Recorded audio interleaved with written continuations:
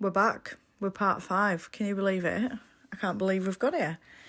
Today is the best day. We are doing the panelling. We're getting it all painted up, getting the blue on. So I'm literally just sanding down here some filler, just removing some glue from the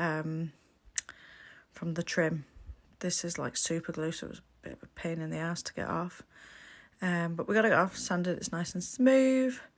Just making sure that all this panelling is fully prepped before I go on with any paint. These are pre-primed panels, which I would usually re-prime. But you know, if you know, when you're working at home, you skip a few steps. But for anyone that wants to do this properly, pre-prime it again with some decent primer. But to be fair, the primer wasn't too bad. Anyway, here's the colour, the piece de resistance. Oh, I went with Farrow & Ball salvaged in the end. I didn't end up going with a Dulux Denim Drift, I think it was called. Because I was mixing into Albany and you can't mix Dulux colours into anything. So we went with a Farrow & Ball colour.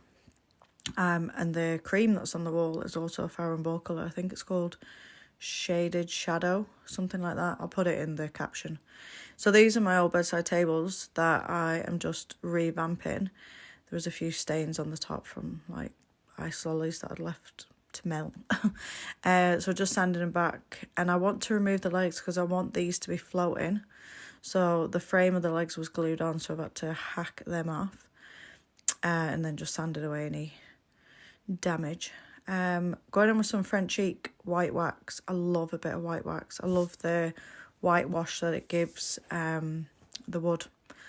So yeah, going on with that, and then you just put it on with a cloth, let it sit, put more than what you think you need. Just padding down here between the coats before I put the last coat on.